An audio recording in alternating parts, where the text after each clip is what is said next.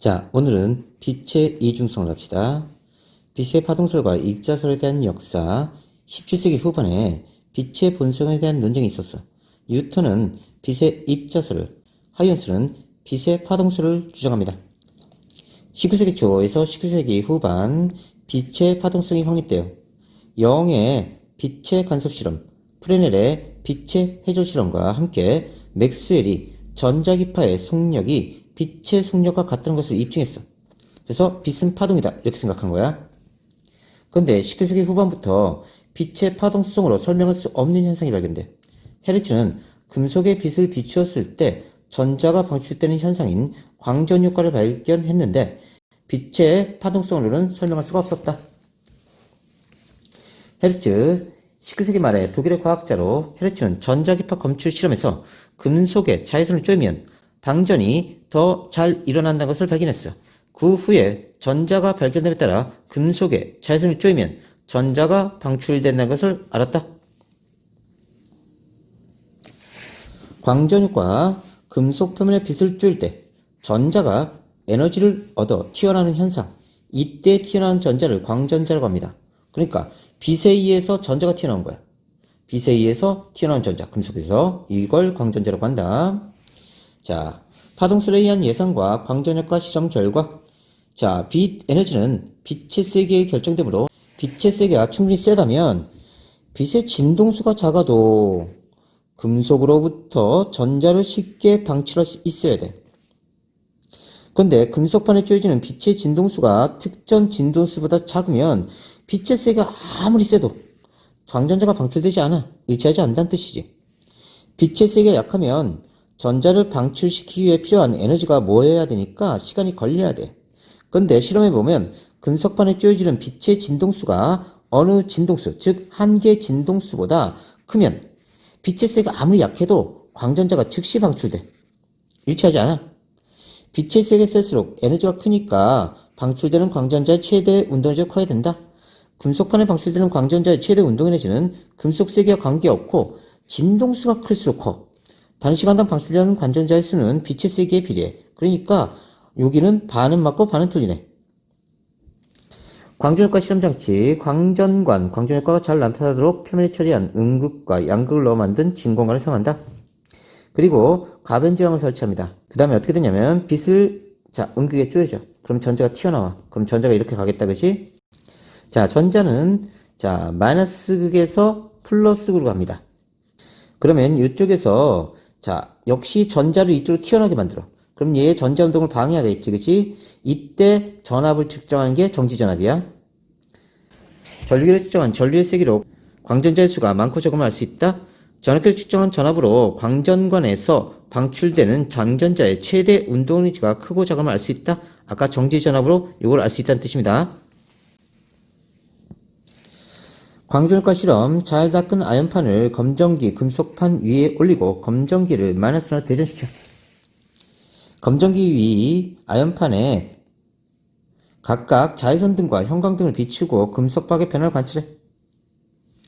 결과 아연판에 자외선등을 비추면 금속방이 오므라들지만 형광등을 비추면 금속박이 변함이 없어.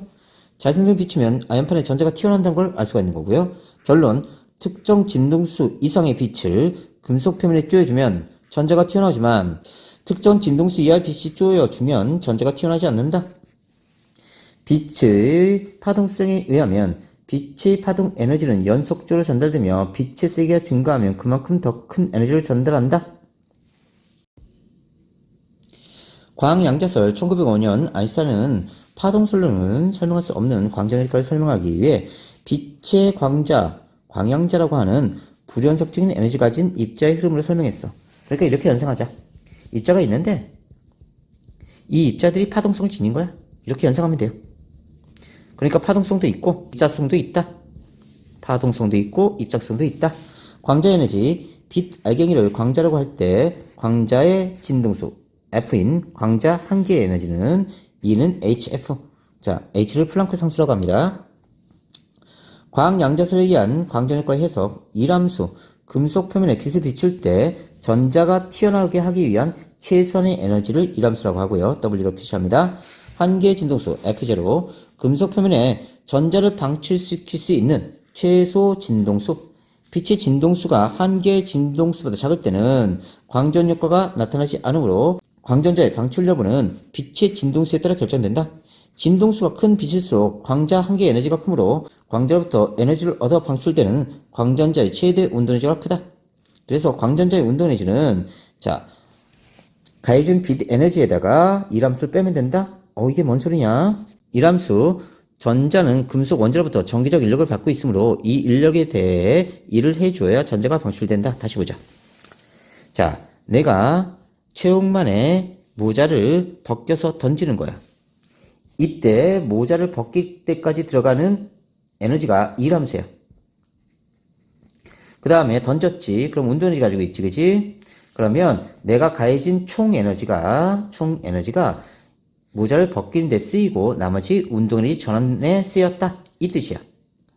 근데 이게 최홍만이 아니라 애기가 있어. 그러면 애기는 모자 벗기기 더 쉽지, 그지? 그러면 모자 벗기고 나머지 운동에너지로 전환될 거야. 그러면 모자 벗기는데 드는 에너지가 적을 거라고, 이함수가. 그러면 운동에너지가 더 커지겠네? 이런 식으로 이해하는 거야. 이 모자가 전자에 해당된다, 광전자.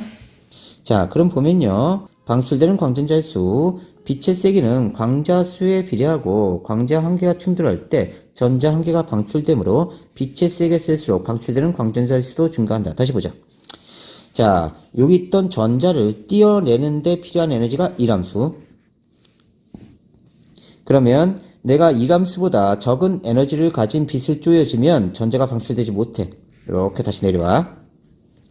요만큼의 에너지를 줬는데, 요만큼의 에너지 중에 전자를 띄어내는데 요만큼 에너지를 쓰고, 나머지 요만큼 에너지가 운동에너지가 된 거지, 그지? 그러면, 가해준 에너지가 HF고, 그 다음에 요만큼의 일을 하고, 나머지가 운동에너지로 전환된 거야. 2분의 1 mv 제곱으로. 그럼 운동에너지를 알고 싶으면, 가해준 전체 에너지에서 이함수를 빼주면 되겠다, 그지? 그래서 광전자의 최대 운동에너지, 광전자의 에너지에서 이함수를 뺀 값입니다. 우리가 가해준 빛의 에너지에서 이함수를 빼주면 나머지가 운동에너지로 전환된다. 빛의 이중성, 빛은 어떤 경우에는 파동의 성질을, 또 다른 경우는 입자의 성질을 지닙니다. 빛의 입자성과 파동성은 동시에 나타나지 않는다. 기억해놔. 어떤 순간에는 입자성 성질만 나타나고요. 어떤 경우에는 파동적 성질만 나타나. 그래서 그 둘 중 하나만 측정할 수 있다. 빛의 파동성을 관찰하는 실험에서는 입자성이 나타나지 않고 입자성을 관찰하는 실험에서는 파동성이 나타나지 않는다. 빛의 파동성의 증거, 해절과 간섭, 입자성의 증거는 광전 효과다. 빛의 이중성의 증거, 사진 건판에 상이 생기는 과정. 빛이 사진기의 렌즈를 지나 사진 건판에 도달하기까지의 진행 과정은 빛의 파동성으로 설명할 수 있습니다. 광자가 사진 건판을 광각시키는 과정은 빛의 입자성으로 설명할 수 있고요. 은은 할로겐 화합물을 바른 사진 건판 표면에 광자가 도달하면 광자는 자신의 에너지를 화합물의 입자에 전달하고 입자들이 화학 반응을 일으켜서 현상할 때 검은 점으로 나타납니다. 이 검은 점들이 사진을 만드는 거고요. 영상 정보의 기록, 광다이오드, 빛신호를 전기신호로 전환시키는 광전 소자. 광전 효과에 의해 빛신호를 전기신호로 전환하는 소자가 광전 소자야. P형 반도체, N형 반도체를 접합시켜 만들고요. 원리는 광다이오드에 빛을 비추면 광전 효과에 의해 빛 에너지가 전기 에너지로 전환됩니다. 빛을 비추면 전자들이 쏠리고요. 그 다음에 전압이 생기면서 전류가 흐를 수 있도록 해주는 거예요. 그럼 전구에 불이 반짝반짝반짝 이렇게 되죠. 이용하는 건 광전 변환 소자, 태양전지. 전화결합 소자, 차지 커브드 디바이스라고 해서 광전 효과를 이용해 영상 정보를 기록하는 장치입니다. 구조, 아주 작은 화소인 수백만 개의 광다이오드가 규칙적으로 배열된 반도체 소자고요. 원리는 렌즈를 통해 들어온 빛이 CCD 광다이오드에 닿으면 광전 효과 때문에 전자가 발생하고 각 화소에 발생하는 전하의 양을 전기 신호로 변환시키고 각 위치에 비춰진 빛의 세기에 대한 영상 정보를 기록합니다. 빛 세기가 셀수록 전자가 많이 발생해요. 색필터, CCD는 빛의 세기만 기록할 수 있기 때문에 빛을 구분하기 위해 색필터를 CCD 위에 배열합니다. 빛의 색필터를 통과하면서 RGB, 레드, 그린, 파란색의 세 가지 색의 빛으로 분리된 후 각각의 광다이오드에서 전기신호로 바뀐다. 영상정보의 저장, 빛신호가 변환된 전기신호는 아날로그예요. 그래서 디지털 신호를 변환시켜서 저장하게 됩니다. CPU 영상 처리 장치에서 처리되어 메모리 카드에 파일 형태로 저장된다. 자, 컬러 필터가 있죠? 그럼 레드만 통과하는 거, 그린만 통과하는 거, 블루만 통과되는 거. 그리고 이 레드빛이 강하면 전자가 많이 생기는 거고요. 그린이 많으면 전자가 많이 생긴다. 자, 빛이 렌즈를 통해서 CCD에 걸치고요. 전기줄로 바뀌어서 메모리에 카드에 저장된다. CCD 이용 일반 필름보다 감도가 약 100배 이상 높기 때문에 CCD를 이용한 카메라는 어두운 장소에서 잘 찍힐 수 있고 가시광선뿐만 아니라 적외선도 감지할 수 있다. CCD 이용 디지털 카메라, 우주 천체 망원경, 허블 우주 망원경, 케플러 우주 망원경, CCTV, 촬영용 후방 카메라, 블랙박스, 내시경 카메라, 스캐너 등에 쓰인다. CCD에서 전자 이동, 각 화소에 발생한 전하의 양을 측정하기 위해 전극의 전압을 순차적으로 변화시키는 방식으로 전자의 전압 측정 장치로 이동시킨다. 여기 4개 모였어, 그지? 그럼 여기다 전압 걸어주면 똑같이 나눠진다. 그리고 전압 없애고 여기만 전압 거는 거야. 그럼 전자들이 다 이쪽으로 모이겠지? 그럼 4개. 이러면서 차근차근 옆으로 이동시켜가는 거야. 이런 식으로. 물질의 이중성, 드브로이의 물질파. 물질파, 다른 말로 드브로이파라고 하는데 1920년대에 드브로이는 빛의 파동과 입자의 성질을 모두 갖는다면 전자와 같은 입자도 파동의 성질을 가질 것이라고 주장했어. 이와 같이 물질 입자가 나타내는 파동을 물질파 또는 드브로이파라고 합니다. 드브로이 파장, 질량이 m인 입자가 속력 V로 운동할 때 입자의 파장은 람다는 mv분의 h. 자, 이거 뭐죠? 운동량 P죠? 그래서 람다는 mv분의 h이자 P분의 h다. 그래서 이거 외워두세요. 물질파 확인 실험. 데이비슨과 거머의 실험 결과 전자선을 니켈 결정에 입사시켰을 때 많은 전자들이 특정한 방향으로 튀어나옵니다. 전자가 파동처럼 회전해서 특정 각도에서 보강 관습을 일으킨다. 이때 전자가 나타내는 파동의 파장과 드브로이가 제안한 물질파 이론에 따라 계산한 파장값이 일치했어. 대단한 발견이지. X선, 전자선을 금속박에 입사시켜 X선의 회전과 닮은 전자의 회전물을 얻었습니다. 전자의 파동 성질을 가짐을 확인한 거예요. 물질파의 존재를 명확히 확인한 실험이다. 데이비슨 거머의 실험장치. 데이비슨과 거머는 그림과 같은 장치에서 니켈 표면에 전자선을 입사시키면 특정한 각도에 튀어나오는 전자수가 많음을 발견한 거야. 그래서 자, 이렇게 전자선을 쐈을 때 자, 검출기, 특정한 각도의 검출기에서 많은 전자가 검출된 거지. 물질의 이중성, 물질도 빛과 마찬가지로 입자성과 파동성을 모두 가지는 것을 물질의 이중성이라고 한다. 전자뿐만 아니라 양성자, 중성자 등과 같은 입자들도 파동성을 갖는다는 것이 확인됐어. 일상생활에서 물질파를 관측할 수 없는 까닭은 드브로이 파장의 식에서 플랑크 상수의 값이 매우 작고 물질의 질량이 매우 크기 때문에 파장이 매우 짧아서 파동성을 관찰하기 어려워.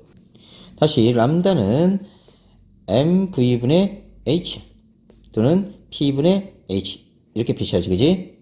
자, 그런데 이게 너무 작아서 파장이 짧아. 또는 질량이 너무 커서 파장이 짧은 거야. 다시 보자.